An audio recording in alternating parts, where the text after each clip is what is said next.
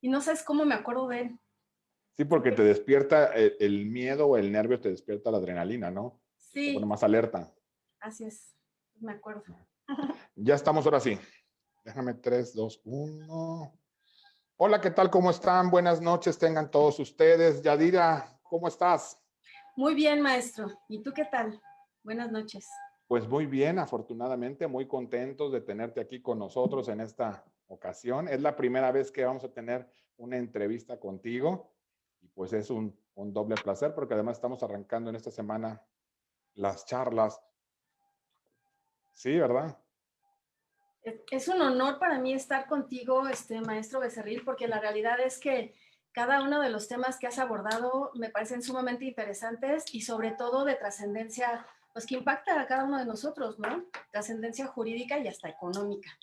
Pues esa es la idea, que podamos ser útiles a la comunidad jurídica. Lo cierto es que ahora esto de la pandemia vino a potencializar algo que siempre había existido, pero no se utilizaba mucho, que es el empleo de las tecnologías de la información para llegar a todos lados. Así es.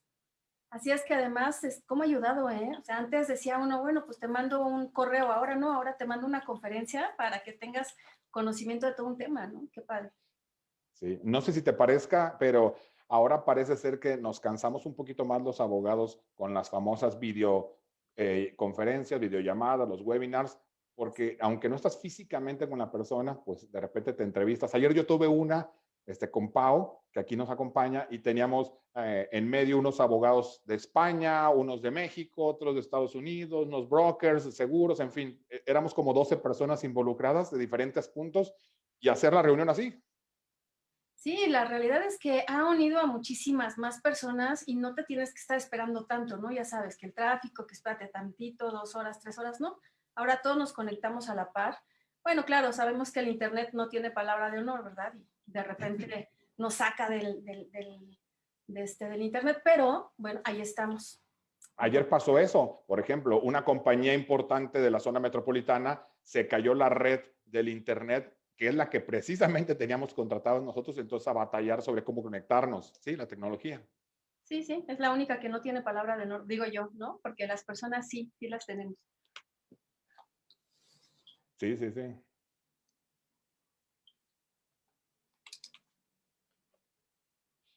Pues bueno, aprovechando que te tenemos y para presentarte con el público que nos acompaña gentilmente, les cuento a todos que en esta ocasión, pues nos va a hacer el honor de tener la entrevista en conjunto con un servidor, la maestra Yadira Huerta Reyes, que además de ser una espléndida catedrática, abogada, académica, pues la considero una buena amiga y eso me da esa doble satisfacción. Y el tema, pues da mucho para qué hablar. A los usuarios se les comenta, pues ya saben la regla de que nos pueden hacer, nos deben hacer todas sus preguntas, comentarios a través del chat. Yo los voy leyendo y filtrando para comentárselos a la expositora, aquellos relacionados y que ella vaya contestando los mismos. Y al final ya les hablaré sobre la forma de obtener sus constancias y registros. Ya dirá, el divorcio con todas sus consecuencias inherentes. Imagínate esos juicios que se vuelven tomos y tomos por algo que parecía tan sencillo, nada más la disolución del vínculo matrimonial, pero pues no solamente traían esa relación los cónyuges, sino que había algo más. Platícame un poquito de eso. Fíjate que es un tema sumamente importante y que ahorita que hacías mención de la parte académica, de la cual orgullosamente formo parte porque además me encanta dar clases. Eh, Debo de hacer una precisión, maestro Becerril. Fíjate Sí. que he escuchado a algunos abogados que han señalado que el divorcio es una institución. Me parece que desde este punto tenemos que hacer la acotación muy clara y precisa de qué es el divorcio, ¿no? El divorcio en materia familiar, porque además no se puede dar en otra área. El divorcio que se da entre dos cónyuges, evidentemente, porque si no hay matrimonio, pues no hay divorcio, tendríamos que empezar por ahí, ¿verdad? Este divorcio no debe de verse como una institución, no debe de verse como vamos a casarnos y si no funciona, pues nos divorciamos. No, es un fenómeno que desafortunadamente está pasando y en mucho en nuestras familias mexicanas. Hemos señalado que hay distintos tipos de familias que además parece mentira, pero durante mucha época, mucho tiempo, se ha venido diciendo que la gran familia mexicana o la familia mexicana dentro de los códigos. Creo que es oportuno señalar que tenemos más de 17 tipos de familias y por lo mismo hay que ir moldeando y viendo cuáles son las necesidades y cuáles son los intereses de ese tipo de familias al momento de disolverse el vínculo matrimonial. Entonces, espero ser clara en este punto. El divorcio es un fenómeno que desgraciadamente pasa y no debe de verse como vamos a casarnos y si no funciona nos divorciamos. Creo que es exactamente eso. Si llega a pasar, bueno, pues hay que hacerlo de la mejor manera.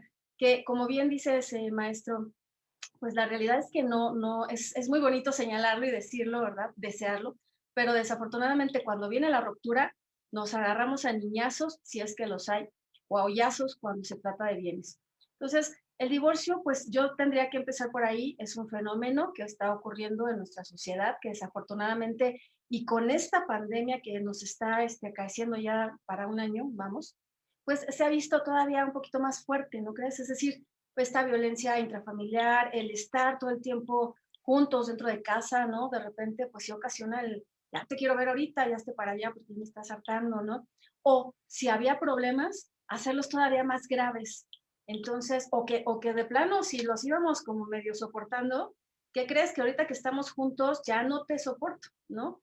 Antes te medio aguantaba porque salías a tu trabajo, regresabas, no te veía todo el día, pero ahora que ya estás aquí, tú con tu computadora y yo con la mía, y que no dejas de hacer ruido y que además ya venía habiendo ahí pues a lo mejor una Sí. problemática, ¿no? De cualquier tipo, se agrava con este encierro. Entonces, ahorita se están dando como más divorcios, fíjate. Sí, claro, las estadísticas del INEGI demuestran que ha ido aumentando sensiblemente el número de divorcios por cada matrimonio Así, celebrado en México. Y eso es algo que me llama mucho la atención, la evolución que ha tenido la familia y las instituciones relacionadas con la misma, porque bueno, partiremos de la base de que antes, ujú, pues, antes de la ley de relaciones familiares, del no divorcio, de la no posibilidad de disolver el vínculo matrimonial, claro, por la herencia española, desde luego, que a ellos les duró muchos más años, así es. a después el sí divorcio, pero bajo casos excepcionales y juicios, pues, muy complicados de acreditar las famosas causales, Así. hasta ahora, hace pocos años, con esta jurisprudencia famosa de la Suprema Corte, el divorcio sin necesidad de acreditar causal alguno por afectar el libre desarrollo de la personalidad. O sea, se ha transitado vertiginosamente en la imposibilidad de divorciarse a la extrema facilidad de hacerlo, ¿no? Es correcto. La verdad es que has hecho una reseña histórica brevísima, pero bastante atinada. La Ley de Relaciones Familiares de 1917, que además ha trascendido en muchas cosas, ¿no? Habría que hacer un estudio que además es padrísimo, maestro Becerril, porque te vas dando cuenta de la evolución o involución de algunas instituciones jurídicas dentro de la familia, que cuando las vas estudiando, te das cuenta que por qué estamos como estamos, ¿no? Pero bueno, eso ya cuando nos estamos dedicando de lleno a la materia familiar. En efecto, la ley de relaciones familiares que nos dio pauta para nosotros pues poder tener cuáles son las causales para podernos divorciar, que después fueron trascendiendo en cada uno de nuestros códigos civiles que además tienen la materia familiar. Algunos otros estados, 6 estados de la República, tienen su propia materia familiar, pero 6 de 32, la realidad es que estamos un poquito atrasados, ¿no? Entonces, ahí tendríamos que homologar ya. La Suprema Corte de Justicia ya ha hecho lo suyo, ya ha hecho lo propio, y ha dicho, a ver, causales, como bien lo señalaste, ya no va a haber causales, ¿no? Si te quieres divorciar, basta con que uno, decía un gran maestro que tengo, Andrés Linares Carranza, basta con Al que, magistrado. magistrado Andrés, basta con que tu pH, pues se alborote, ¿verdad? La pura histeria y al día siguiente digas, ahí nos vemos, ya no quiero saber nada de ti y presentes tu solicitud de divorcio. Pero aquí me parece muy interesante lo que dices, porque fíjate, antes eran 17 causales y cualquiera de esas, pues a ver cuál le atinas y compruébala, ¿verdad? Y había que ver si efectivamente podías comprobarla, un adulterio, malos tratos, violencia. Actualmente no, actualmente derivado precisamente de esta tesis famosísima de la Suprema Corte del Libre Desarrollo de la Personalidad, pues basta con que uno de los dos lo solicite y pues ya, no es que deje en libertad al otro para poder reincidir, digo, perdón, para volverse a casar, ¿no? Sino más bien es simplemente externas tu voluntad, ya no quiero estar contigo y en lo pesado, lo grave, las consecuencias, como bien poníamos en esta introducción, las consecuencias inherentes a esa disolución, eso sí es lo grave. Ujú. Así es. Entonces, sí, de 17 causales que teníamos, pues actualmente basta solamente con que una de las dos partes quiera Oye, divorciarse. y fíjate eso, hablando del tropezar dos veces con la misma piedra y a veces hasta más y a veces hasta la piedra en el mismo lugar, ¿no? Que se casan con la misma persona. Sí. Siempre me ha llamado mucho la atención estas anécdotas de la historia de las figuras jurídicas en México, porque se dice que Carranza, que era un opositor a la figura del divorcio, para sacar la ley de relaciones familiares, lo hizo porque era un compromiso que tenía previamente establecido con uno de los constitucionalistas más famosos de la época, con Félix Palavicini, que necesitaba divorciarse para casarse con una nueva susodicha. Entonces dicen que ese es el origen de la ley y que otro de los juristas más importantes de la época, Jacinto Pallares, cuando estaba el debate acerca de si la ley debía o no aplicar, eh, resulta que la mujer se desaparece y que él piensa que habían sido los carrancistas que se las había llevado por ser crítico a la misma disposición. Resulta que no fueron los carrancistas, sino que la mujer se había ido con otra pareja y los habían cachado en una situación complicada. Y entonces se convierte él ahora en un promotor del divorcio. De ser el opositor, cuando le sucede el evento, dice, no, pues ya sí quiero el divorcio. Es correcto, es ver precisamente la evolución de nuestras figuras jurídicas, ¿no? ¿Cuáles fueron los antecedentes? Pero además, ¿cuáles son las trascendencias? Porque nuestra legislación en materia familiar, que no te podría decir nuestro código familiar, porque es de reciente, ¿verdad? Creación, pero sí nuestra legislación familiar ha traspasado fronteras. Somos pioneros, hemos sido ejemplo. Rusia ha copiado nuestro sistema familiar. Entonces, muchas de sus disposiciones familiares totales, me refiero a matrimonio, sí, ¿por qué no? El divorcio, patria potestad, han sido exportadas de nuestro país. Entonces, la realidad es que pues tendríamos que sentir muy orgullosos de que desde el otro lado del mundo estén viendo cuáles son nuestras disposiciones en materia familiar.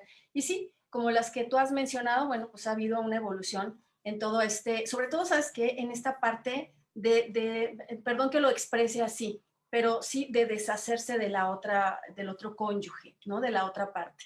Entonces, están buscando la manera de quitarse ciertos deberes u obligaciones. Me parece que tendremos que ver el divorcio como lo que es una disolución del vínculo matrimonial, tal y como lo marca la ley, que deja libres a estos excónyuges para volverse a casar. Y como dices tú, pues si se quieren volver a tropezar, pues ya será cuestión de cada quien, ¿no? Pero que sea de la mejor manera posible y sobre todo y más importante, Juan Manuel, porque creo que eso lo vemos en juzgados, que no se desquiten con los niños, porque Claro, no son el futuro de México, son el presente y cómo ha habido violencia familiar y cómo hemos traumado a los niños. Digo hemos como sociedad, ¿no? Cuando hay esta separación de padres, ahorita porque, bueno, estamos hablando del divorcio, pero no nada más es el divorcio, perdón, el matrimonio el que genera hijos. También está el concubinato, están las sociedades en convivencia, pacto civil de solidaridad, las uniones libres, ¿no? Tenemos claro, claro. estables, o sea, tenemos una cantidad de figuras que son padrísimas y qué padre que las hay, pero lo que no nos hemos fijado son las consecuencias que generan estas figuras y sobre todo si hay niños de por medio. Y sabes que, o sea, dijera Jack el Destripador, para ir por partes, Así es. lo primero que te quisiera preguntar para conocer tu opinión y compartirla con el público es, ¿cómo divorciarse? Porque parecería que sin necesidad de acreditar causales, pues está sencillo. Pero dentro de lo sencillo, recordemos lo siguiente, todavía no sale el Código Nacional de Procedimientos Civiles y Familiares, pues estamos en espera de que salga el mismo. Entonces, cada entidad federativa regula el trámite de su procedimiento civil respectivo o familiar, si tuvieran su código específico. Ahora, de ahí hemos visto en la práctica cualquier disparidad de criterios en tantos tribunales familiares haya, desde el que lo decreta en el auto inicial, el que lo tramita como juicio contencioso, el que lo tramita como un procedimiento, el que permite el desahogo de pruebas diferentes al acreditamiento del vínculo matrimonial. ¿Cómo es lo correcto? ¿Qué es el divorcio? ¿Es un juicio? Fíjate que es mucho, muy interesante tu pregunta y a lo mejor tendría yo que responderla dirigiéndome a los abogados, pero entiendo que no nada más nos ven abogados. Entonces, espero ser muy clara. El divorcio, hay dos tipos de divorcio, un divorcio administrativo y un divorcio judicial. Dentro del divorcio administrativo, así como vamos obnubilados, ¿verdad? A casarnos y vamos bien contentos a casarnos, con todos los requisitos que marca obviamente la ley y el registro civil, así como vamos con esa disposición y esa voluntad, así podemos también irnos a divorciar, siempre y cuando en el divorcio administrativo no haya hijos o habiéndolos, estos sean mayores de edad, es decir, que no requieran de pensión. Que el otro cónyuge, particularmente la mujer, evidentemente no esté embarazada, para que no haya ahí pues un lazo con el ex cónyuge futuro, que no haya bienes y de haberlos, pues que se hayan puesto de acuerdo para disolver esa sociedad. Es decir, que no vaya a haber después alguna liga que los tenga que estar uniendo para disolver ese problema. Entonces, tenemos, insisto, dos tipos de divorcio: el administrativo, que es este muy sencillo, podemos acudir ante el registro civil, no se requiere abogado propiamente, ya que a lo mejor me dirás, maestro Becerril, oye, pues entonces nos estás dejando sin chamba. No, es que así como van con esa voluntad, también pueden ir a disolverlo, no pasa nada, ¿no? Siempre y cuando se cumplan estos requisitos. El problema viene precisamente en el divorcio judicial, y el divorcio judicial se divide en dos rubros: el divorcio judicial voluntario y el divorcio judicial, punto. Hay quienes le dicen divorcio express, divorcio incausado, divorcio sin expresión de causa. Yo no puedo decir divorcio express porque no son frijoles, ¿no? No estamos ante una olla, no estamos cocinando nada. Es un divorcio, sí, judicial, porque lo tiene que resolver un juez, porque evidentemente hay algún problema. Pero me voy a regresar tantito. El divorcio voluntario, que es judicial, perdón, Juan Manuel. O sea, podríamos, digamos, señalar divorcio administrativo porque se realiza directamente ante una autoridad administrativa, o sea, el registro civil donde contrajeron el matrimonio. Y divorcio judicial o jurisdiccional porque se realiza ante un tribunal establecido, dividiéndose entre el voluntario, o sea, que las partes de común acuerdo ya llegan a solicitarlo en equipo, en conjunto, en comunión, o el divorcio judicial conocido como incausado o expreso o unilateral, donde basta que uno solo lo solicite, pero habrá que notificársele al otro cónyuge la voluntad de aquel para que se tramite. Y ya dentro de ese trámite, pues habrá la especificidad del voluntario con el unilateral, llamémoslo así. Así es, y la realidad es que la precisión que acabas de hacer es magnífica, porque en el divorcio voluntario que se tiene que llevar ante un juez, se lleva ante un juez porque posiblemente hay niños. Y entonces, si hay niños menores de edad que requieren de pensión, pues es una autoridad jurisdiccional la que debe de sancionar ese convenio, aunque sea voluntario. Oye, es que los dos estamos de acuerdo. Sí, pero debe de sancionarlo un juez que diga, estas dos personas se van a divorciar, tienen menores de edad y acuerdan quién va a tener la guardia y custodia, quién va a tener la convivencia y cómo se va a dar una pensión alimenticia. Por eso, aunque sea muy voluntario, sí lo tiene que sancionar un juez. Y fíjate que aquí lo que mencionas, que creo que hay muchas, todavía hay muchas como bemoles, todavía hay como muchas preguntas, tanto en la Ciudad de México como en el interior de la República. Ya ves que luego andamos como judíos errantes, ¿no? ¿Qué es lo que Sí. pasa en el interior de la República? Pues hay quienes dicen, es que es un juicio, nos tenemos que agarrar a catorrazos. No, el divorcio actualmente es una mera solicitud. La realidad es que no tendríamos que verlo como un juicio, como un proceso. Es una solicitud porque la pide uno si es un juicio en donde no están de acuerdo, ¿verdad? Porque si están de acuerdo van los dos, como lo habíamos referido hace un momento, y tiene que sancionar un juez. Entonces, por cualquiera de los dos lados que uno lo quiera ver, si es divorcio voluntario, pues vamos los dos juntos, no hay problema, luego entonces no hay proceso, no hay juicio, no hay pleito, pero lo sanciona un juez. Y en el otro, que es el divorcio denominado incausado, sin expresión de causa o express, divorcio solamente le decimos a algunos abogados, pues en ese sí puede suscitarse cierto problema porque hay una declaración de una sola de las partes que hace la solicitud ante un juez para que, como bien lo dijiste, notifique al otro cónyuge para que pues esté informado que ya quiere divorciarse, ¿no? Y entonces ahí, ¿qué puede pasar? Pues antes, como tú sabes, maestro, pues la otra parte pues se oponía, diciendo, yo no me quiero divorciar, ¿no? Yo todavía lo quiero, yo todavía quiero hacerle la lucha y lo perdono, ¿no?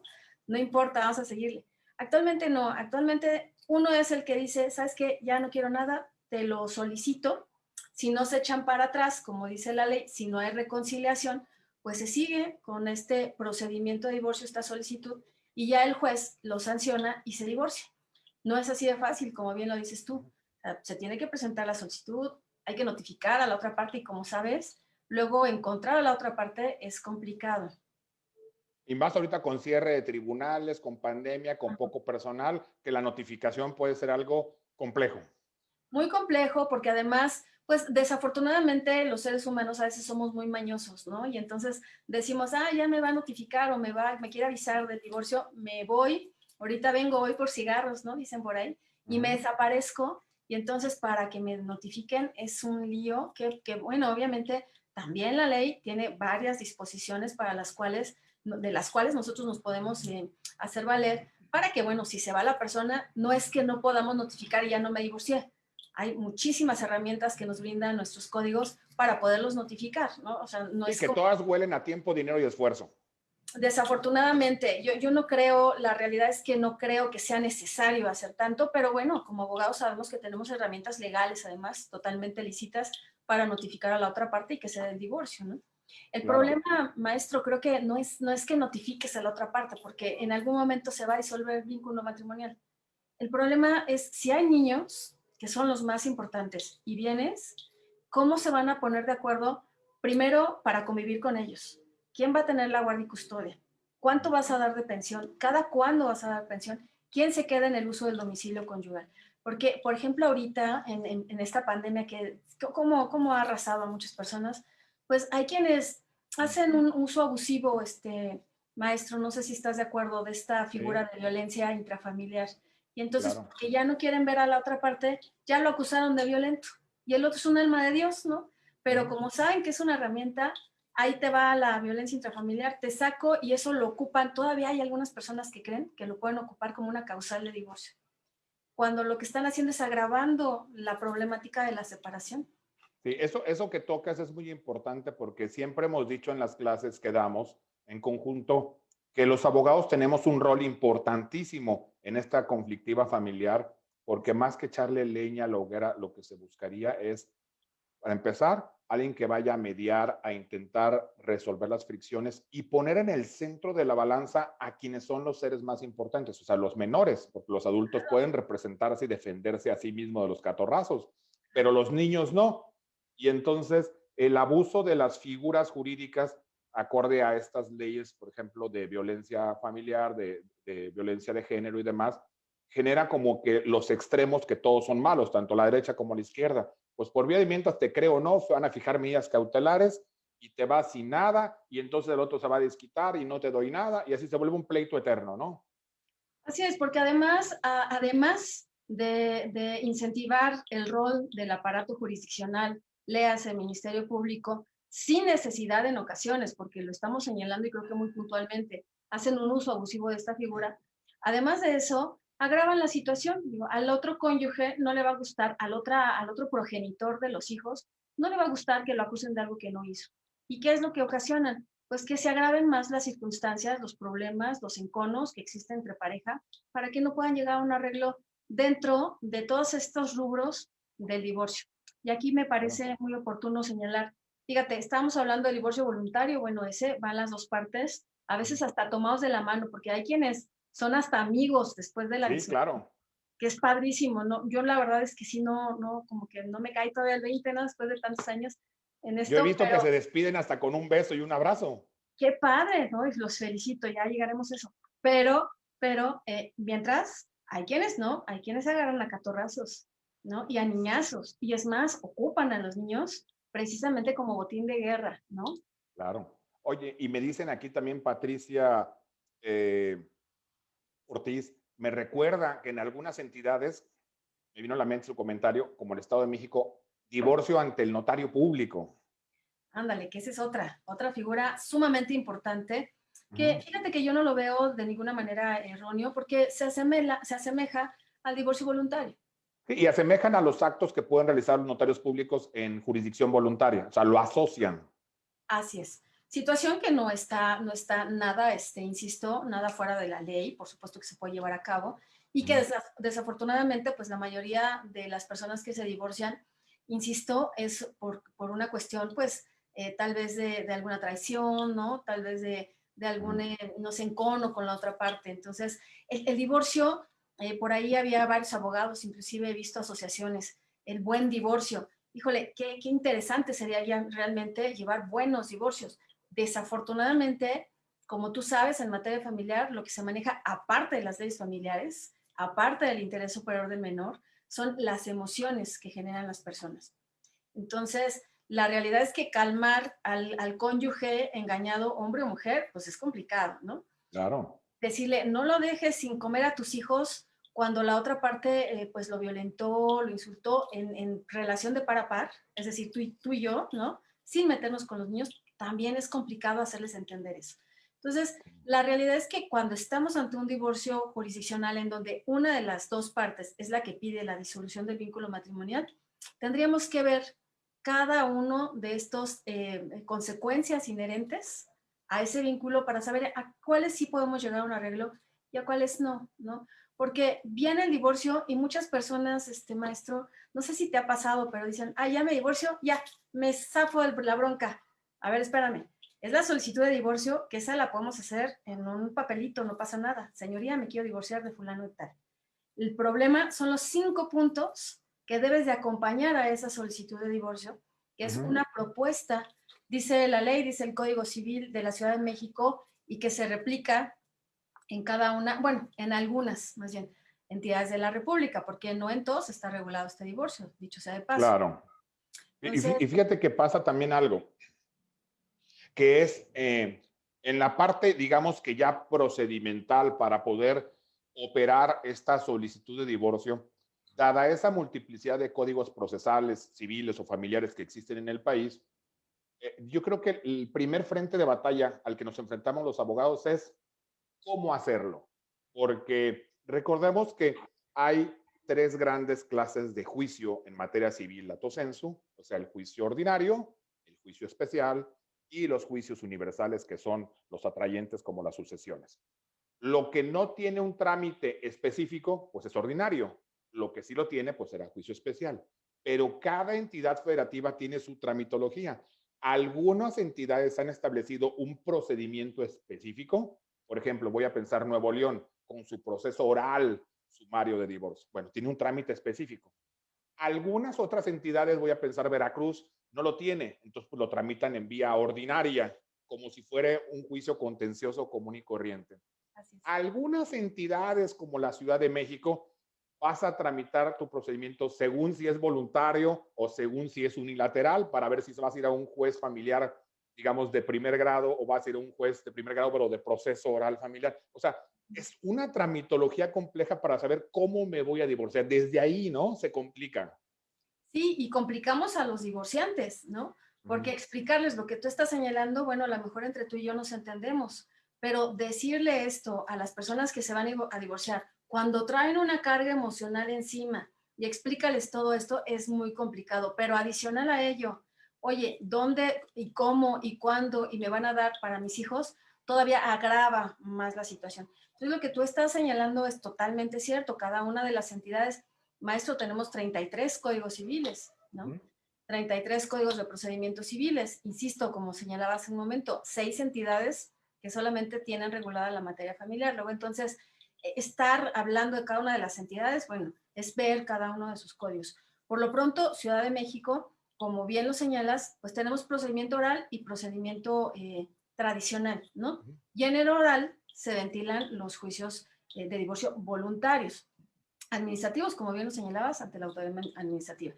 Y el juicio, pues digamos, incausado, vamos a llamarle así, pues se tramita todavía con los juzgadores tradicionales, pero ojo, aquí pues no podríamos señalar, no es controversia del orden familiar, no es ordinario porque no es un proceso, ¿no? No se presenta una demanda, ya señalábamos, se presenta una solicitud y es ahí donde nos ponen a parir chayotes, maestro, porque siendo una solicitud, a esta solicitud como un requisito preprocesal, es decir, si no lo acompañas no te lo aceptan, ¿no? Para los que no son abogados, tienes que acompañar esta propuesta, dice la ley, propuesta de convenio.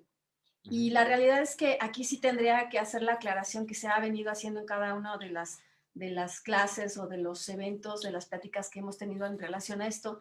No puede ser una propuesta de convenio porque yo no me estoy poniendo de acuerdo con el que va a ser mi excónyuge, sino le va a llegar de sopetón la solicitud de ya me quiero divorciar de ti.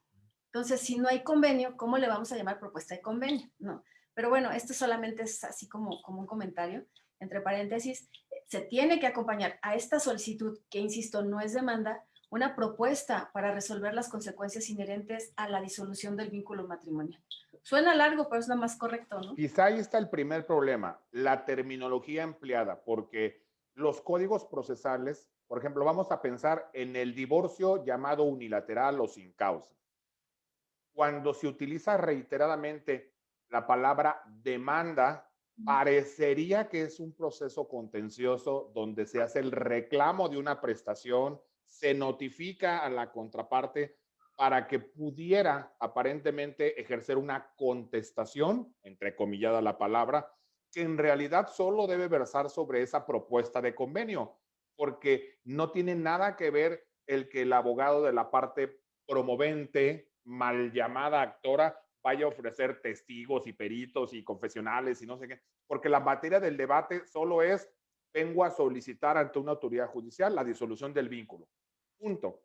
Con independencia de las cuestiones inherentes, que ahorita nos referiremos a ello, como por ejemplo las medidas cautelares, que son harina de otro costal. Esas van a durar inclusive hasta posterior al divorcio y van a tramitarse incidentalmente sus soluciones.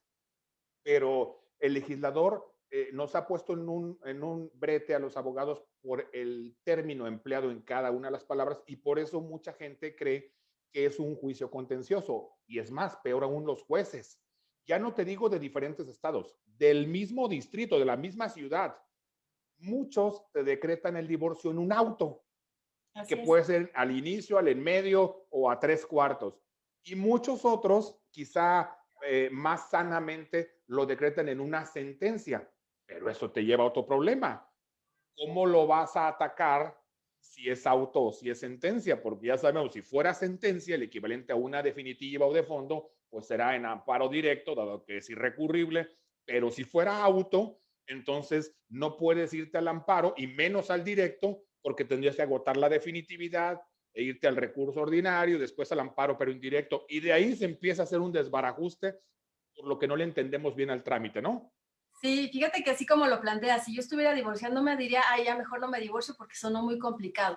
Pero la realidad es que lo has estado señalando muy bien. El divorcio actualmente creo que tendríamos que dejar muy, muy claro, eso es una solicitud, no es un proceso. Es una mera solicitud que ahí no se han puesto de acuerdo. ¿Y sabes por qué? Porque como bien lo señalaste, el mismo legislador, cuando hace la reforma y está sentado en el Código Civil, creo que es el 282 de nuestro Código Civil, dice, cuando se presente, fíjate ahí, desde ahí nos ponen, te digo, a parichayotes, ¿no? Nos dice, cuando se presente la demanda, la controversia del orden familiar o la solicitud de divorcio. Y entonces, ante eso, bueno, a los alumnos que nos leen ese artículo, nos dicen, bueno, por fin, ¿qué es? ¿Solicitud o controversia o demanda? ¿No? Y yo lo que les digo es, no es ni solicitud, no es, perdón, ni controversia del orden familiar, ni es demanda. Es eso, una mera solicitud. Por lo tanto, no caería en los supuestos del 255 del Código de Procedimientos Civiles, que habla de los juicios ordinarios civiles, sino siendo una mera solicitud, pues es un procedimiento sui generis. Yo creo que eso sería lo ideal, pero establecerlo obviamente para que todos los operadores jurídicos, es decir, tanto jueces como abogados postulantes, pues tengan esa concepción de que es eso, una mera solicitud, ¿no? Y no tramitarla, como bien lo dices tú, como una demanda. Entonces, no tendríamos, cuando lo pedimos, que presentarla a manera de demanda, sino a manera de solicitante. Tú decías hace un momento promovente.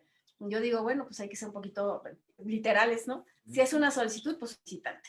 Y a la otra parte, a la que se le está pidiendo, solicitando el divorcio, sería solicitado. Se acompaña precisamente la solicitud de divorcio con esta propuesta para resolver las consecuencias inherentes al vínculo matrimonial. Pero además lo que tocas es sumamente interesante, porque la resolución que caiga nada más a la mera solicitud, ya olvídate de las consecuencias que vamos a referir más adelante, la resolución que caiga conforme al 79 del Código de Procedimientos Civiles, pues no sabemos si es una resolución interlocutoria, es un mero auto, es una sentencia definitiva, ¿qué es? ¿No? Entonces, me parece que aquí sí tendríamos que ver cómo lo dicta la autoridad correspondiente para señalar la naturaleza del mismo. Lo que sí sabemos es que este es inapelable. Hagas lo que hagas, no la puedes apelar por disposición legal. Y luego, si te vas al amparo, tampoco te lo conceden, porque evidentemente aquí lo que dice la Suprema Corte es libre desarrollo de la personalidad, no puedes estar atado a otra persona que ya no. Luego entonces el divorcio se va a dar. Te vayas al amparo, te vayas a la revisión, a donde te quieras ir, la disolución del vínculo matrimonial se va a establecer. Entonces, ahí digo, como juristas, a los que nos gusta esta materia, esta parte de la naturaleza de las figuras, sí tendríamos que tener muy presente qué tipo de resolución, insisto, conforme al 79 que se replica en los otros códigos de procedimientos, qué tipo de resoluciones, porque si es interlocutoria, como bien dijiste, pues el amparo indirecto. Pero insisto, la misma Corte ha dicho, amparos no hay, no para el divorcio, sí para las consecuencias inherentes a la disolución del vínculo matrimonial, que son 5, ¿no? Ujú. Y fíjate, esto trae un problema adicional porque el entender si es un juicio o no influye inclusive hasta en la impugnación de las resoluciones. Esto es, si asumimos, como dice en algunas partes la ley sustantiva civil y el Código Procesal Civil, si asumimos que es un juicio, entonces las resoluciones que te afecten, que pudieran tener trascendencia en la sentencia definitiva no reparable, pues sería apelable. Así Si es. asumimos que no fuera un juicio, sino un procedimiento ante una autoridad jurisdiccional, pues no debería ser apelable, sino revocable, porque no habría nada de trascendencia, dado que solamente se va a fijar la disolución del vínculo y todo lo demás reservar para la vía incidental. Al día de hoy, al menos en la Ciudad de México, como está establecido, pues es que es apelable. Pero eso genera incertidumbre en el trámite con pureza procesal por la mala conformación de los nombres. Y te digo, ni los mismos jueces se ponen de acuerdo porque no es posible que algunos desde el auto inicial decreto la disolución del vínculo y se acabó. Algunos otros en el en medio ya notificada la contraparte, hizo o no contrapropuesta, pasaron los 15 días, declaro la disolución en un auto. Y algunos otros le dan un trámite hasta con citación para sentencia y emiten una sentencia. Entonces, parece que no nos ponemos de acuerdo sobre cuál es el conducto correcto para seguir, para obtener la disolución del vínculo, ¿no? No, pero además, espérame, hay algunos otros juzgadores que todavía le vuelven a dar vista al solicitante, no al solicitado, todavía no lo notifica, al solicitante para que ratifique su voluntad de quererse divorciar. Entonces, haz de cuenta, ¿no? ¿Seguro que te quieres divorciar? Ven y confírmamelo para entonces notificar a la otra parte. Entonces, ahí como que sí, creo que exceden ciertas facultades algunos juzgadores, ¿no? Y aquí te hace una pregunta en el chat, nuestra compañera Úrsula Benítez, que está muy interesante porque yo ya lo he visto en diferentes tribunales, estos criterios acerca de si se puede o no divorciar uno con poder general para pleitos y cobranzas. Ahorita te doy mis experiencias. Fíjate que es muy curioso porque para poderte casar, pues tú sabes que con poder, ¿no? Dicen algunos que se casan porque pueden y se divorcian porque no pueden, ¿no? Pero ahí ya estamos hablando de otras cosas. Porfirio Díaz se casó con poder notarial. Eh, Cada quien, ¿no? Va a la horca como puede. Pero aquí la situación es, sí puedes irte a casar por mandato judicial, por poder, pero divorciarte no, curiosamente. O sea, el divorcio tiene que ser, por lo menos conforme a lo que dice la ley, tiene que ser de manera personal. Luego entonces se le tiene que notificar al solicitado esta disolución de vínculo matrimonial y además me parece congruente, maestro, salvo tu opinión, porque pues evidentemente es un paso que se tiene que dar en la vida de una persona. Luego entonces, aún, insisto, aún y cuando el matrimonio se puede celebrar por poder, el divorcio que marca otra etapa en la vida de este ser humano, sí tiene que hacer de manera personal, porque por las consecuencias que genera esta situación. ¿Cuáles son las consecuencias? Insisto, si hay hijos, uno no se puede desprender de los hijos. Se separa uno del excónyuge, pero no de los hijos. Uno sigue siendo padre. Inclusive, y aquí me atrevería a decir, aún y aunque exista una pérdida, como sabes, maestro, de patria potestad, siguen las obligaciones de crianza. Entonces, no se puede uno desligar de los hijos, si es que los hay, y de los bienes, pues habría que liquidar la sociedad. Si es que Yo lo que he visto en la práctica para los compañeros que tienen esa duda y que, como Úrsula, que estaban preguntando, no es un acto de dominio, no es un acto de administración. Entonces, sí he conseguido participar en muchos procedimientos vía poder notarial, pero con cláusula expresa. O sea, para pleitos y cobranzas, pero con cláusula específica para disolver el vínculo matrimonial. Esa ha sido mi experiencia. Me lo rechazaron alguna vez con un poder general, lo corregí con la cláusula expresa y pasó. Y de hecho hubo impugnaciones y llegó eventualmente el asunto a tribunales colegiados y se validó. Entonces, esa sería mi sugerencia. Podría ser, por supuesto, es válida. Claro que lo que en la mayoría se genera, perdón, la generalidad que se da, la generalidad es que se presente la parte solicitada, ¿no? Ujú. Sobre Y todo para aquí pregunta Dani Cruz, la que tú comentabas hace un rato. Ok, se quiere divorciar una persona, pero no se localiza al solicitado porque se fue por los cigarros y no regresó. ¿Qué? ¿Ya no se va a poder divorciar? Hablabas de los mecanismos para poder lograr la notificación, cómo encontrar el domicilio de la persona y eventualmente si no se encuentra, pues cómo lo vas a notificar por edictos, ¿no? Sí, por supuesto. Uno puede ser en el domicilio de la persona, de algún familiar, donde sepa uno que vive, en algún lugar que resida, dice el mismo Código Civil, en el principal asiento de sus negocios, donde trabaja, ¿no? Y si no, como bien lo señalas tú, pues por edictos, por supuesto, pero dicen por ahí que libre no se va, ¿no? O sea, se Ujú. notifica, por supuesto que se puede notificar. Sí, sí, sí, sí, sí. Y bueno, llegamos al punto de que sea el trámite que se opte, o sea, divorcio administrativo, divorcio judicial voluntario o sin expresión de causa, ya sale la resolución, sea autosentencia que disuelve el vínculo, la cual ya dijimos es irrecurrible ordinariamente y solo se puede impugnar si fuera sentencia a través de un amparo directo, si fuera auto, pues a través del, ahí sí, del medio ordinario de impugnación, que normalmente es la apelación, y ya después, como no es resolución definitiva, pues sería este amparo indirecto ante un juez de distrito. Ya se divorciaron, pero quedan expedita la vía para que las partes en trámite incidental resuelvan las cuestiones inherentes al matrimonio. ¿Y cuáles son estas, Yadira? ¿Y cómo vamos a resolverlas? Sí, es una cuestión sumamente interesante, pero ¿sabes qué, Juan Manuel? Me gustaría nada más regresarme tantito por ¿Sí? un comentario que hiciste que me parece trascendental y que creo que ahí hemos tenido muchos baches, y sobre todo en juzgados, ¿no? Cuando se promueven este tipo de solicitudes.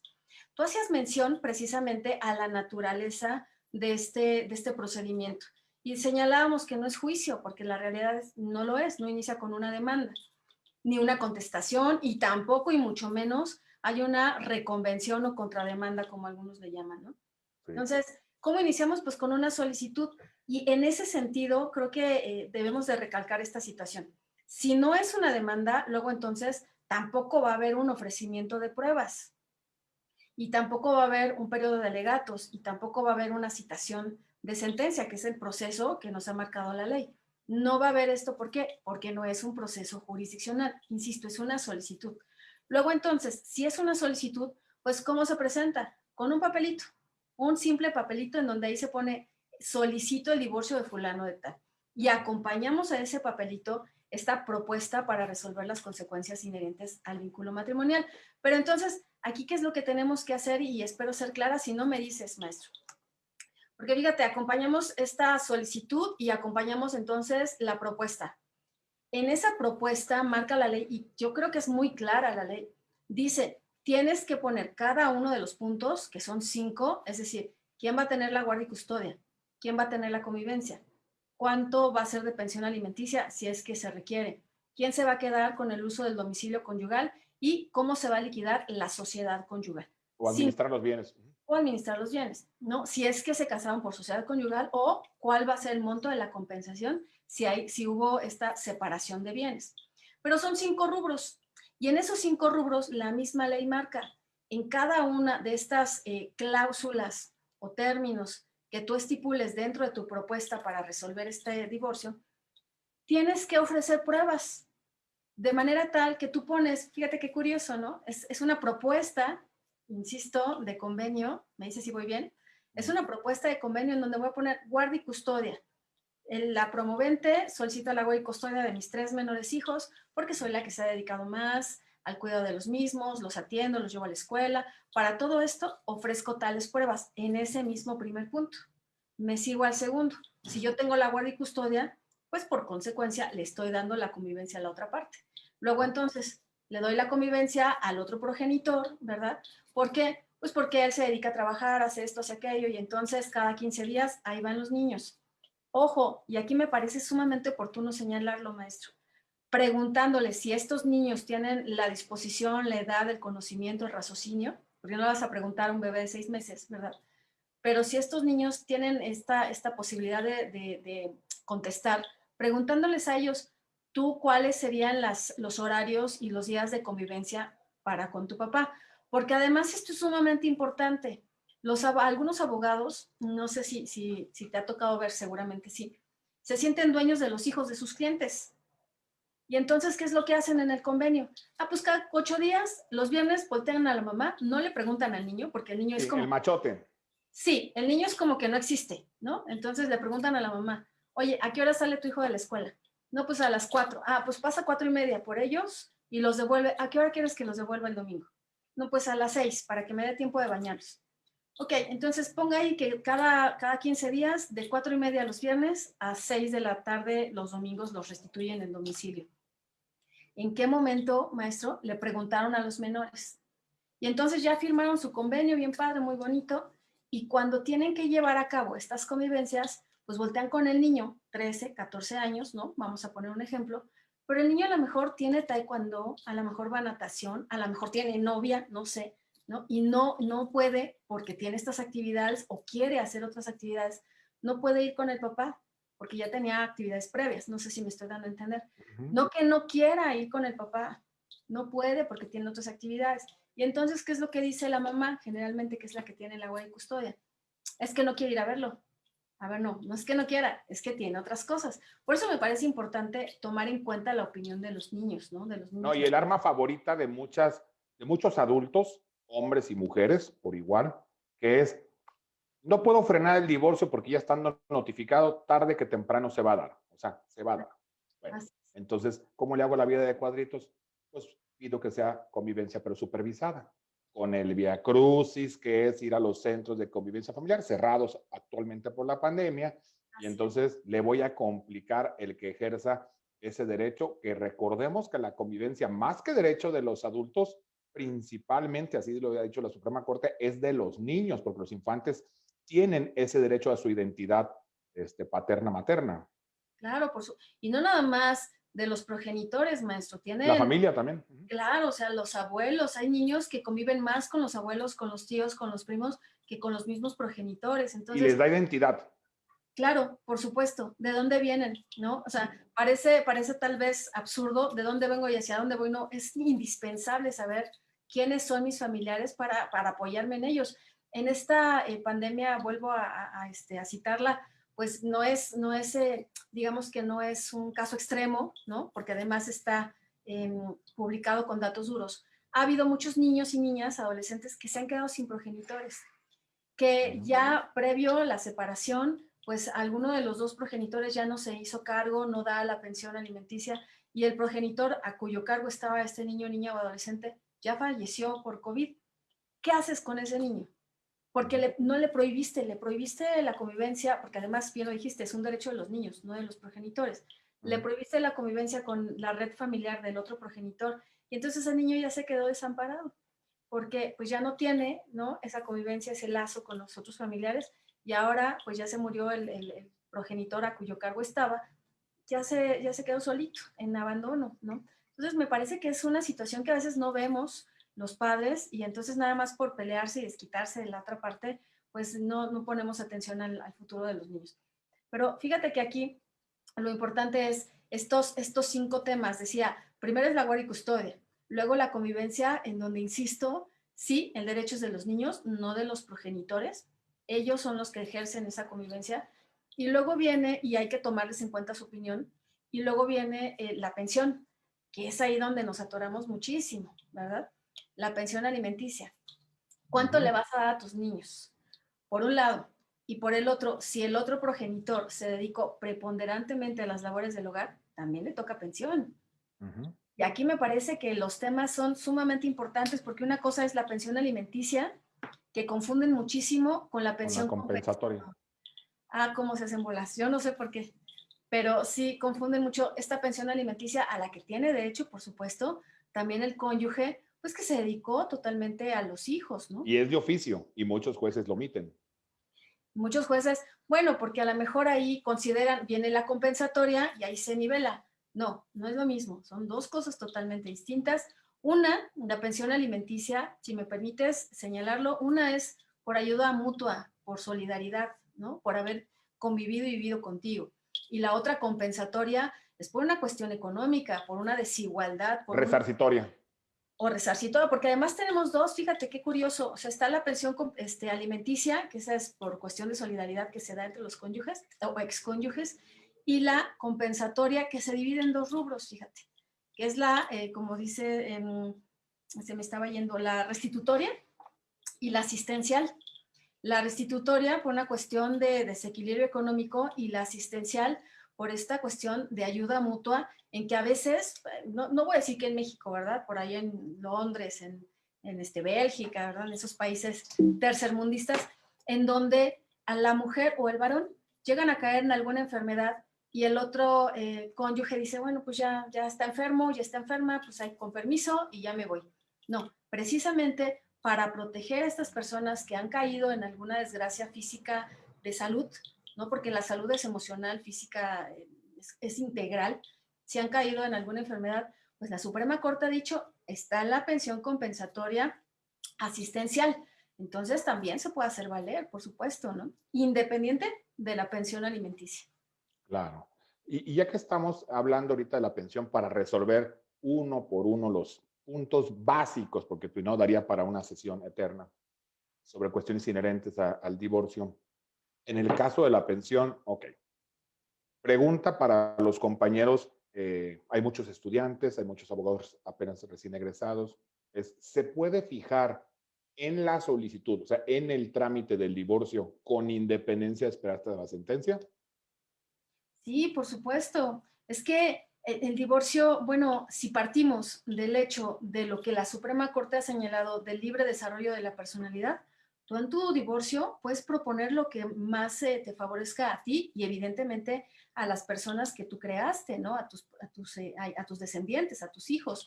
Y claro, aquí ya lo habíamos señalado desde un inicio, a veces las emociones, maestro, son las que nos llevan a querer ser mezquinos, ¿no? A querer ser malos con la otra parte, a quererse desquitar. Pero las partes, en algún momento podemos iniciar esta solicitud. Ojo, puede ser no voluntaria en un principio, pero después se van calmando las aguas, ¿no? Ujú. Hacemos uso de la mediación, hacemos uso de esta concientización de ambas partes, de ya para que se agarren a catorrazos. De todas formas, siempre se van a ver si hubo hijos, porque van a tener esa convivencia con los mismos. Si por alguna razón les llega a pasar algo a los niños, niñas, ¿no? Pues tendrán que verse y tendrán que seguir conviviendo. Entonces, ¿para qué se pelean? Creo que eso sería partir de un hecho cierto, cierto y además conocido, ¿no? Y entonces, si empezamos esta solicitud de divorcio completo, puede en algún momento llegar a una solicitud voluntaria, ¿por qué no? En donde ambas partes reconozcan que, bueno, ya lo que se hicieron, ya se hicieron ellos, pero no hay que seguir con el pleito para con los menores, ¿no? Ok, pero la problemática se llega a presentar así. Se presenta la solicitud, se notifica con independencia de que presente o no la contraparte su contrapropuesta de convenio o contestación a la propuesta de convenio, se fijan alimentos provisionales. Sí. Alimentos que son sin audiencia de la contraparte en muchas ocasiones, desde el escrito inicial. Y llega a dictarse la resolución, se autosentencia, que declara disuelto el vínculo matrimonial, pero subsiste la medida. Entonces, vamos a entender qué hacemos con eso, porque dicen, lo reservo para el trámite en vía incidental, pero subsiste la medida porque, bueno, pues los acreedores necesitan subsistir, valga la Así, redundancia. así ¿Qué es. hacemos con eso? Bueno, creo que ha sido un tema entre tú y yo de discusión, maestro, ¿no? Ah, bueno, si incidente o recurso. Me parece que ya, como maestros, hemos tenido tú y yo uno que otro encontronazo, ¿no? Para mí, la realidad es que como una medida provisional, porque esto es una medida provisional, de acuerdo al 282 de nuestro Código Civil, apartado A, pues el juez debe de tomar estas medidas provisionales, no saber si quiere, tiene que hacerlo de oficio, ¿no? Para darle precisamente, pues, alimentos a las personas que lo necesitan. Entonces, ¿qué naturaleza tiene esta, como bien lo señalaste? Medida provisional. Hay quienes, dime si no me corriges, por favor, hay quienes como tú dicen, bueno, puedo apelar esta medida provisional. Yo no soy de esa idea porque, o irte al amparo, como quieras. Yo no soy de esa idea porque para mí el mismo Código de Procedimientos Civiles te establece el recurso, ¿no? Que es de inconformidad y que está señalado en el mismo Código de Procedimientos. Luego entonces te puedes ir a un recurso Y si después de ese recurso, como es una medida provisional, entonces sí, ya te puedes ir después a una apelación, pero hay que irnos agotando como principio de definitividad los recursos que marca la ley, ¿no? Entonces, yo soy de la idea del primero del recurso y ya después de la apelación, ya después del amparo. Pero fíjate lo que tú señalas, muy interesante, medida provisional. Luego entonces, no siendo definitiva, este juicio se va a hacer eterno hasta que nos soliciten, ya una vez pues entrados en gastos, ¿verdad? Si ya se pidió como medida provisional iniciando la solicitud, espero estar dándome a entender, pides después entonces la fijación de la pensión alimenticia para que se dicte una definitiva, que es totalmente distinto. Y eso no se hace. O sea, lo que se hace es, vámonos a provisional y ahí nos llevamos 5 o 6 años, ¿no? Bueno, hasta que despierta el otro abogado y dice, ay, no era provisional, ya vamos a promover la definitiva. Y entonces ahí sí, ¿qué tendrías que hacer? Te dictan sentencia definitiva y en dado momento, si no estás de acuerdo con ese monto, ya promueves vía controversia del orden familiar el cambio, aumento, disminución de la pensión, pero ya estamos hablando de otros términos, ¿no? Que bueno, ahí hay un tema que en la Corte se han estado peleando últimamente por criterios contendientes de plenos de circuitos acerca de si es en juicio autónomo, o sea, en controversia o juicio ordenado civil, según cantidad, o en incidente.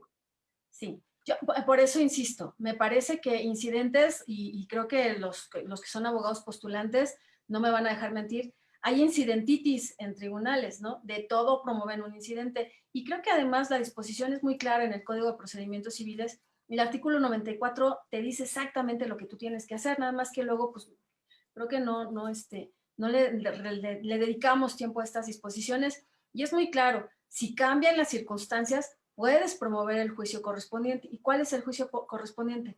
En materia familiar, maestro, tú sabes, controversias del orden familiar. Ya ordinarios ya no hay puras Bueno, en la Ciudad de México. Sí, por supuesto, porque, bueno, hay entidades que tienen sus ordinarios. La mayoría creo que son en trámite ordinario. Aquí tenemos compañeros de todos los rincones del país. Es correcto. O hasta sumarios, ¿no? Como Uh -huh. en el norte del país, en el sur también todavía hay juicios sumarios. Pero fíjate que acá me parece interesante la situación. Siendo una solicitud de divorcio, las consecuencias, como bien lo marca la misma Corte y lo que ha marcado el Código Civil de la Ciudad de México, debe de tramitarse vía incidental. O sea, todas estas consecuencias inherentes se tramitan por incidentes. Entonces tú vas sacando de la propuesta que hiciste a la otra parte, si es que no hay pues un acuerdo, vas sacando esa parte, ¿no? Guardia y custodia, no estamos de acuerdo, entonces lo llevo a un incidente y resuélvemelo, juez. Por eso decíamos hace un momento, en cada uno de los términos o cláusulas debes de ofrecer pruebas para que después no se abra un juicio probatorio, porque por eso se hace eterno, ¿no? Claro. Ahora, digamos que aquí estamos hablando de los alimentos entrecomillados tradicionales, comunes. Así es. Hagamos un apartado diferente, la pensión compensatoria, que muchas veces se resuelve en la misma sentencia donde se disuelve el vínculo, y bueno, ahí ya se decidió y estás inconforme, pues lo atacarás. Y otras tantas no se resuelve ahí, entonces la pregunta de muchos abogados que nos hacen llegar aquí al chat es, ¿cómo para empezar, la puedo pedir por separado la pensión compensatoria? Y en caso de que la respuesta fuera así, ¿cómo la tramito? ¿Con un juicio autónomo o con un incidente? Pues mira, la realidad es que la misma ley lo ha marcado, vía incidental, ¿no? En la Ciudad de México tiene que ser vía incidental y es que no puede ser de otra manera porque va junto con pegado, es decir, forma parte de la propuesta que tú tienes que hacer a la otra parte para disolver el vínculo matrimonial. Entonces, Claro. aquí el incidente pues nos va a marcar obviamente tanto guay custodia, insisto, convivencias, pensión y la disolución de la sociedad conyugal, sea separación de bienes. Y la pregunta que tú haces de pensión compensatoria, sea resarcitoria o sea asistencial, pues esa se puede hacer justo en ese momento de la disolución o después, pero tiene que ser vía incidental. Y Okay. aquí, desde el principio, desde que se promueve la solicitud junto con esa propuesta, se tendría que establecer que sí se requiere, y estamos hablando de separación de bienes, entiendo, porque solamente en separación de bienes. Bueno, aquí hago una pausa porque parece que es un tema que muchos abogados no le entienden. La pensión compensatoria va a ser cuando hay separación de bienes. Porque si hay sociedad conyugal y te vas a llevar hombre o mujer la mitad del pastel, pues ya estás resarcido, asistido.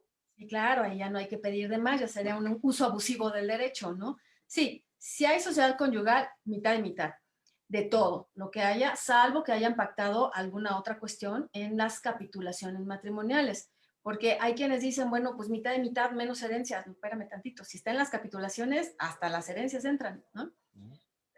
Pero si es separación de bienes le hace, si me permites, maestro, pensión compensatoria, no hay más, ¿no? Y aquí esta pensión compensatoria pues se da de las dos formas que me parece oportuno estar recalcando, resarcitoria o asistencial, que es totalmente distinto a la pensión alimenticia. Claro, y ahorita si quieres más adelante lo voy a dejar al final, como lo enumera el código, para meternos a los regímenes patrimoniales, porque ese es otro rollo también complejo. En el tema de los alimentos, entonces yo comulgo contigo, para mí es en trámite incidental y la razón técnica sería la siguiente. Los incidentes son mini procesos, así veámoslos, que resuelven cuestiones específicas y accesorias de un litigio principal. Luego entonces no debería ser en juicio autónomo porque sería el equivalente vis a vis el ejemplo a romper la continencia de la causa. Pueden dictarse sentencias o resoluciones contradictorias. Por eso, ante el mismo juez que llevó el negocio principal, pues tramitas tu incidente, que se asemeja a un juicio porque hay el equivalente a una demanda inicial, una notificación personal, contestación, pruebas, alegatos y sentencia nada más que interlocutoria, ¿no? Así es, pero que en principio, y creo que aquí tengo que recalcarlo también, en principio no tendría que ser un juicio. Es decir, no tengo que presentar una demanda, después abrir el ofrecimiento a pruebas, después alegatos, no. ¿Por qué? Porque en la propuesta, insisto, se debió de haber señalado, a mí me toca la pensión compensatoria, resarcitoria o asistencial porque me dediqué preponderantemente, que no exclusivamente, y aquí también hay que hacer una acotación, no exclusivamente, porque hay quienes dicen, ah, pues es que también vendía Tupperware, ¿no? Pues sí, pero no compares, ¿verdad? No compares un ingreso de 1,000 pesos con los 180,000 pesos que ganas tú, ¿no? La realidad es que precisamente esa compensación, esa pensión compensatoria, ¿por qué lo estableció la Suprema Corte? Para que haya un nivel económico y no un desequilibrio en el mismo. Porque ya cuando viene la disolución del vínculo matrimonial, desafortunadamente sí se llega a presentar ese desequilibrio económico. No, no te... Claro, hay un costo de oportunidad perdida. Ajá. Digamos que este es el trasfondo de lo que la Corte resolvió, porque sea el hombre o la mujer, mayoritariamente en este país, por una cuestión cultural, suelen ser las mujeres las afectadas, por la edad que tiene para incorporarse al mercado laboral, por los estudios, por la experiencia que pudo haber desplegado, etc. Lo cual le complica, ya no digo imposibilita, le complica competir en igualdad de circunstancias que el otro cónyuge o excónyuge. Entonces, aquí es lo que se busca resarcir y por el otro lado, asistir. ¿Por qué? Porque hay un deber de solidaridad en materia alimentaria que es el que se nos olvida. O sea, la regla es, todo el que pueda heredar de alguien está obligado a alimentarlo. Así. Bueno, cuando yo era esposo o esposa, si hubiese fallecido mi pareja, ¿tendría derecho a heredar de él? Sí. Ah, entonces también vas a tener la misma obligación, porque son derechos, deberes y obligaciones que están cruzados, derechos y deberes de alimentarlo, de resarcirlo, de asistirlo. Claro, salvo que haya habido por ahí algún caso de indignidad, bueno, ahí también hay La exención. excepción.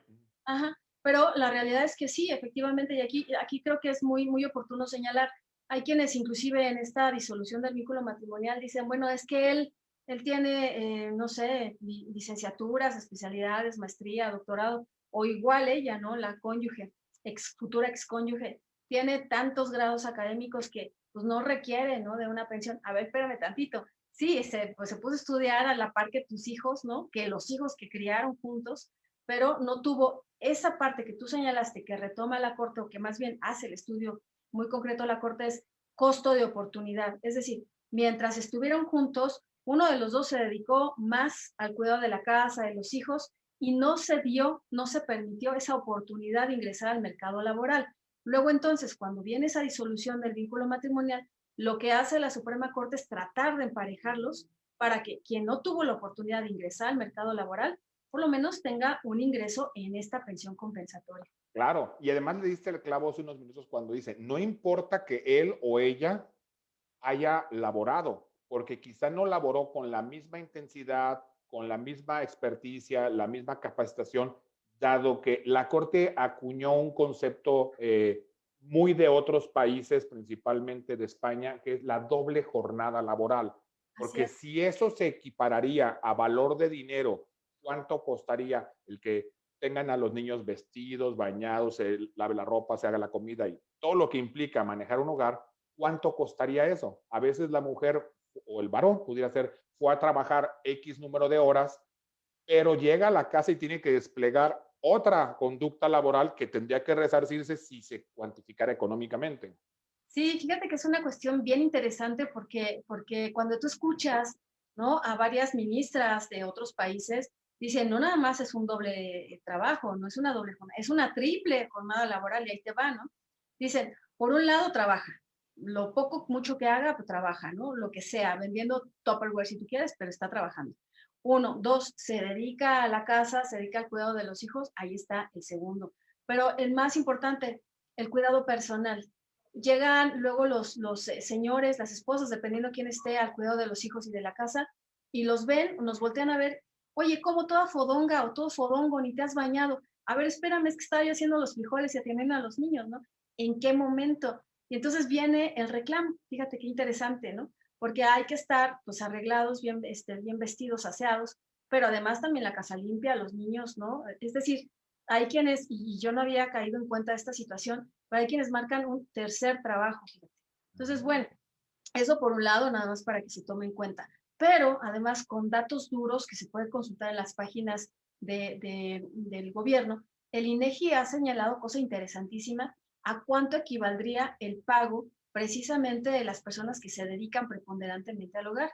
Y bueno, algunos, maestro, dirían, pues me salgo de trabajar, ¿no? Voy a dejar de dar clases y me dedico exclusivamente al cuidado de los niños, porque este pago ha ascendido, dice el INEGI, a 62,000 pesos mensuales. Ujú. Entonces dice uno, caramba, pues si a mí me daba nomás para el gasto, ¿no? Y no, Sí. no, no recibía otra cosa.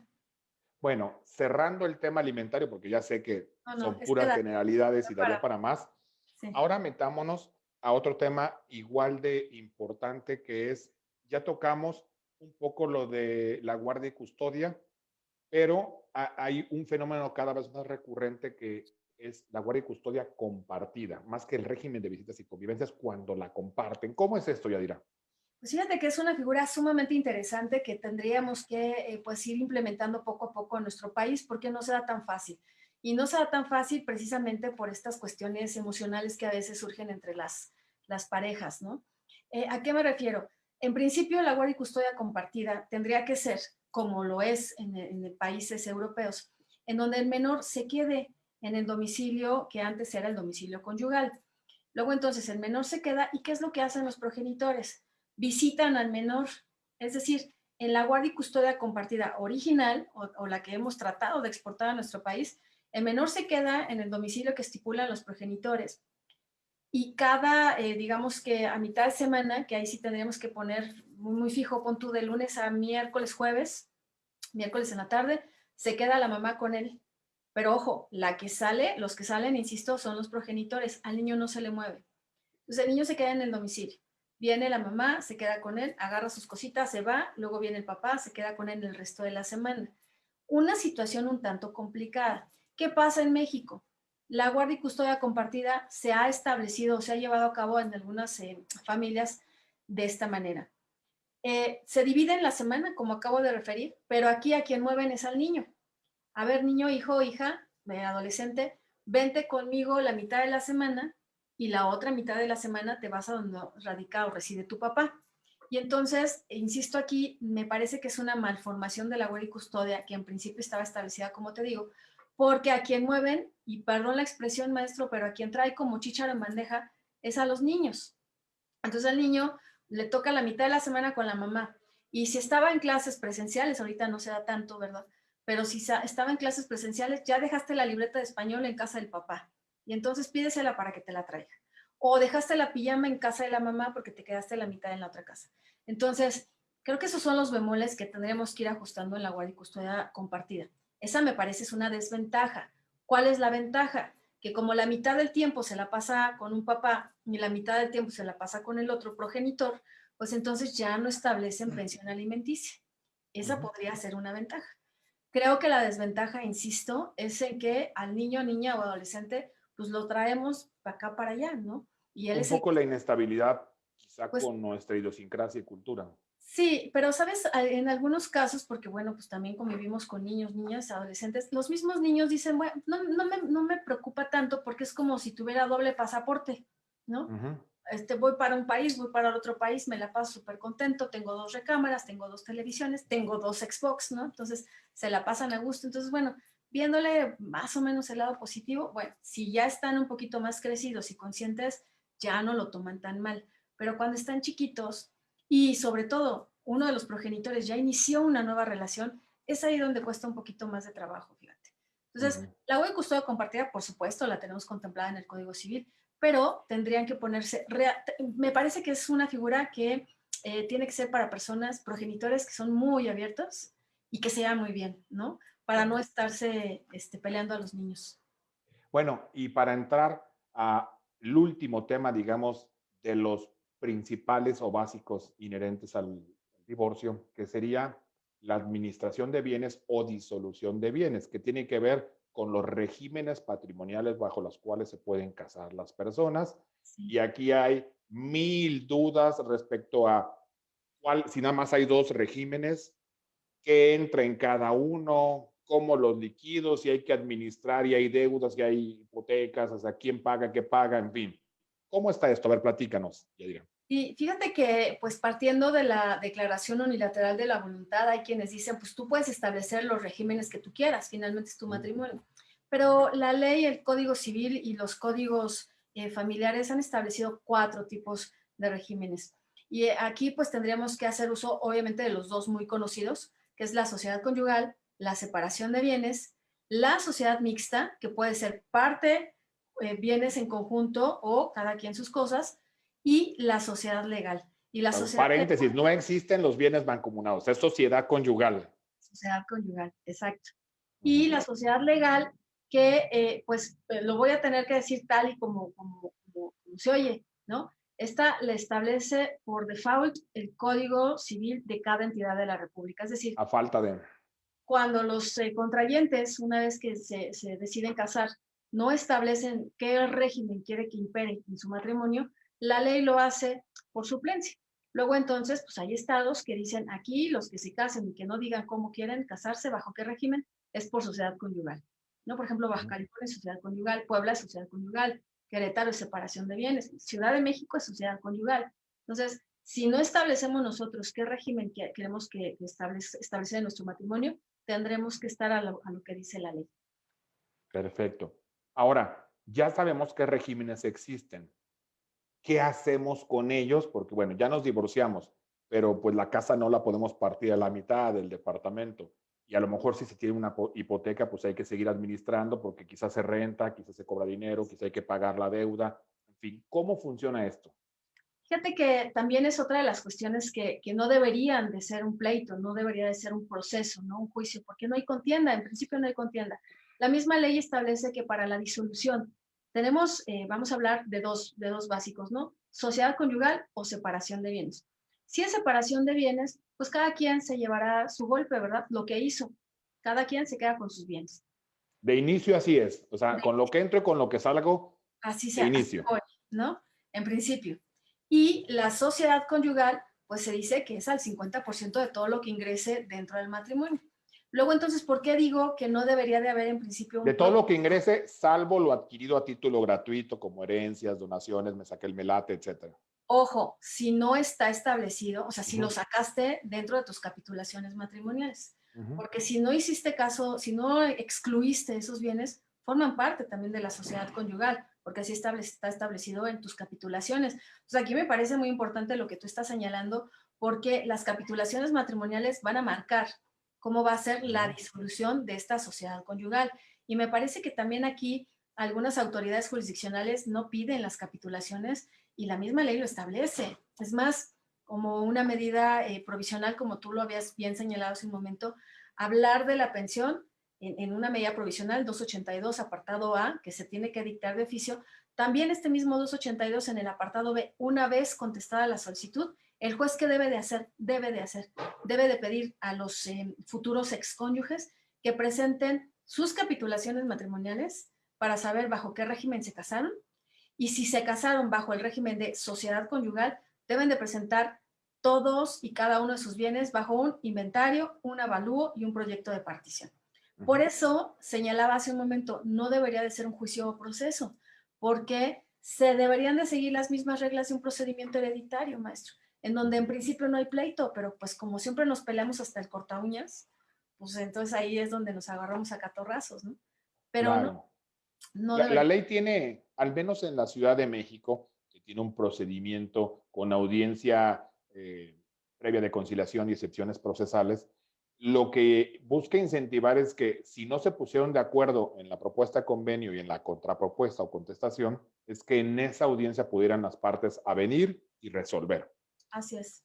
Y si no lo resuelven, porque digo, pudieran ahí mismo pactar, ya estando delante del juez o del secretario, decir, bueno, pues vamos a mediar esto para ti, esto para mí, tú pagas esto, yo pago lo otro, y al final cuando se liquiden, pues ya lo resolvemos de este modo. Pero si no, te dice, lo vas a tener que tramitar en vía incidental. O sea, ya divorciado, ya solteras las partes, cuando quieran aperturarán su incidente y ahí se van a meter al vericueto de lo que es liquidar una sociedad conyugal, pues la separación de bienes no tiene gracia por ahora, porque después hablaremos de la indemnización compensatoria. Así es. La sociedad conyugal es qué entra en la masa común, cuáles son los activos, pero también los pasivos, Es porque, correcto. insisto, se tienen deudas, se paga predial, se paga a lo mejor la hipoteca, se tienen algún crédito contratado, y es sumar y restar para que la parte que quede como, digamos, utilidad pueda disponerse ya entre ellos, que se ejerzan sus derechos del tanto, a ver quién compra o no, y si no, pues ya tendrán que subastarse para que llegue un tercero y ponga dinero y se divida, ¿no?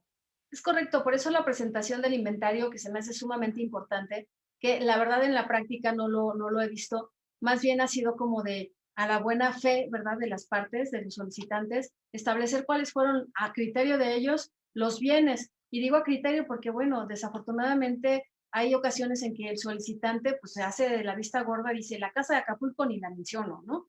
O voy a adquirir un inmueble, mejor lo pongo a nombre de un amigo, de alguien.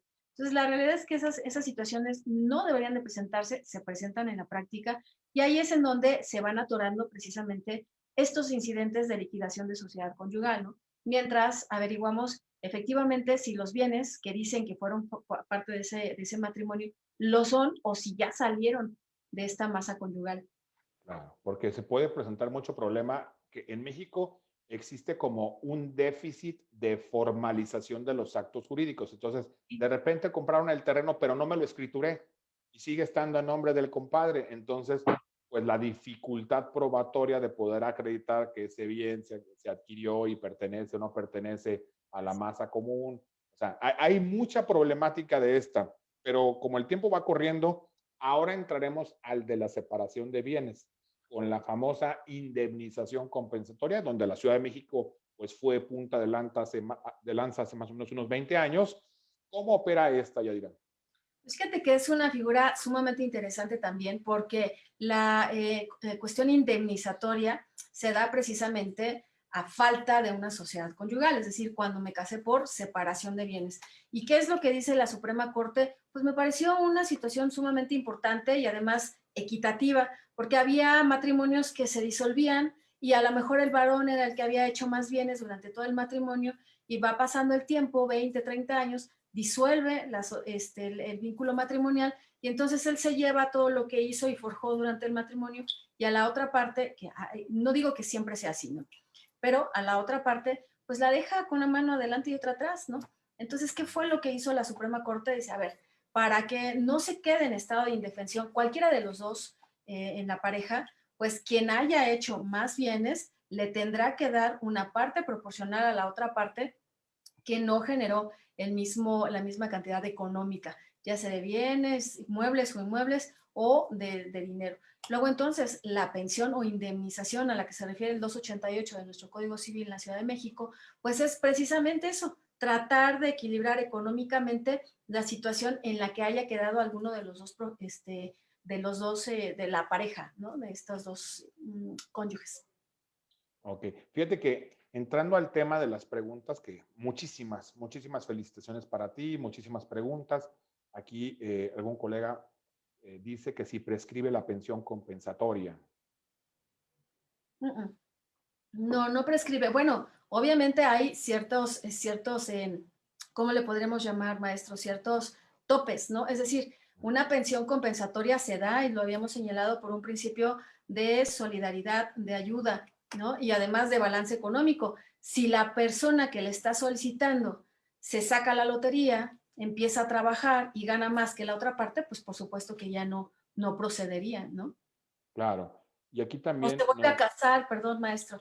Dice la Ujú. misma ley, si vuelve a contraer nupcias, ¿verdad? Dices tú, el anime, que somos los que ¿cómo? Nos tropezamos dos veces con la misma piedra, hasta tres. Sí, dicen que es el único animal que tropieza dos veces con la misma piedra. Y decía un maestro mío, a veces hasta en el mismo lugar, porque se casan dos, tres veces con la misma Con la pareja, misma ya persona. casos extremos. Así es. Preguntas que a lo mejor pudieran parecer muy básicas, pero insisto, aquí hay mucho estudiante, por eso no las quiero obviar, que si entre cónyuges o excónyuges pueden adquirirse bienes por prescripción adquisitiva o usucapión. No, la ley es muy clara al respecto. Entre cónyuges no hay prescripción. Luego, entonces, lo que sí me parece interesante establecer es que una de las deberes que debe de señalar, que debe, perdón, que establece el juez una vez ingresada a una solicitud de oficio es terminar con todos los mandatos, ¿no? Mandatos, me refiero a poderes que se hayan dado entre cónyuges, precisamente para que no vaya a cometerse algún fraude de uno en contra del otro. Ujú. Pregunta Ángela Soriano respecto a la pensión compensatoria. ¿Qué sucede cuando el que debe otorgarla solo tiene bienes por ser albacea y heredero de una sucesión? Bueno, acuérdense que una cosa es que sea albacea de unos bienes que no le corresponden, Es ¿no? un administrador. Es nada más eso, y además habría que ver si lo está haciendo bien o mal, porque si lo está haciendo bien, ya llegará un momento en el que se le retribuya por el encargo al que fue designado. Pero si este albacea no lo está haciendo bien, inclusive hasta sujeto de una cuestión penal para el pago de daños y perjuicios puede llegar a ser. Luego, entonces, me parece que aquí no hay que mezclar peras con perones. Una cosa es que sea albacea y otra cosa es que sea deudor alimentario o deudor de una pensión compensatoria. Si no es porque no forma, aquí hay una figura muy interesante que nosotros tenemos, maestro, que es el beneficio de inventario. No porque sea heredero o legatario, menos albacea, ya los bienes de esa masa hereditaria forman parte de su peculio. No lo es así, Ujú. ¿no? Claro, Es una cosa totalmente distinta. claro. Pregunta aquí Cuauhtémoc Tapia. Creo que esta que él toca, pues como que es de las más recurrentes en todos los despachos de abogados acerca de qué pasa con los inmuebles que tienen créditos hipotecarios, o sea, de un banco, del Infonavit, Fobiste, etcétera. Ándale, ¿y qué pasa? Bueno, pues pasa que la persona cuyo titular es de ese crédito, pues lo tiene que seguir pagando, ¿verdad? Y aquí lo dijo, y lo dijo muy bien el maestro Becerril. Cuando nosotros estamos en una sociedad conyugal, pues viene ahora sí que la T, discúlpenme, activos y pasivos. Luego, Ujú. entonces, eso es un crédito, es un pasivo que se debe pagar por los dos excónyuges, y eso también se tiene que sumar y restar de la pensión compensatoria. Ujú. No de la pensión alimenticia, de la compensatoria. O Sí, sí, sociedad sí. conyugal, no, maestro, dependiendo de dónde estemos. Así es. Bueno, ya estamos llegando casi a la hora. Eh, de mi parte, pues no queda más que agradecer a mi amiga, la maestra Yadira Huerta, pues su gentil participación para venir a compartir con todo este grupo amplio de colegas, pues sus conocimientos en el tema. Mencionaba hace un momento, me encanta porque luego tenemos criterios encontrados. Sí, Eso con respeto, no pasa nada. no, y además me hace que estudiemos más porque no están para saberlo los que nos están viendo, pero apenas él me dice, el maestro me dice, no estoy de acuerdo con esto y me obliga a irme a la Suprema Corte y a ver qué dijo fulano y sutano, y entonces ya en otra plática como esta, pues ya empezamos a debatir, que son debates muy fructíferos. Sí, pues gracias, Yadira. Mira, que estén muy bien. Yadira, buenas noches. Gracias, jóvenes. Y Un mucha salud beso, para ustedes y los suyos. que estén muy bien, hasta luego. Saludos.